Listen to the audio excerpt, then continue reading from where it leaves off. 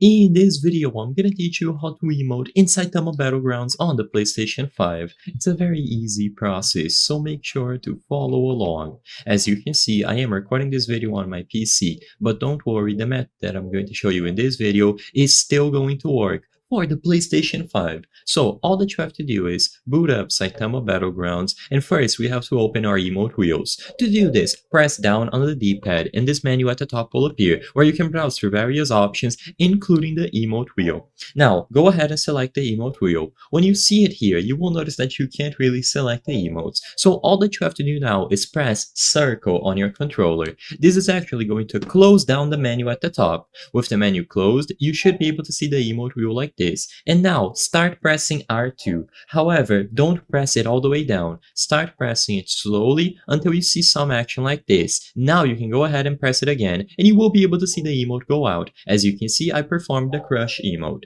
So you can essentially do this for any emote that is at the top of the wheel.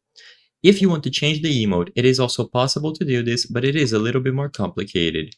So all that you have to do is, as you can see here, hold down R2 until you see this list, and afterwards press the option button and then change the emote from here. As you can see, it is now changed, and I'll be able to perform it through the same method that I showed previously. So open the menu at the top, go over to the emote wheel, press circle to close down the menu, and then start pressing R2 slowly until this appears. Now press R2 again, and you will be able to do the emote. It's as simple as this, but like I said, it requires a lot of patience and a lot of buttons that you have to do in a certain combination.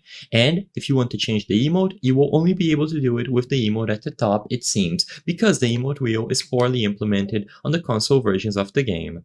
I hope I was able to help you on how to emote in Saitama Battlegrounds on PlayStation 5. If this video helped you, please be sure to leave a like and subscribe for more very easy tips. Thank you for watching.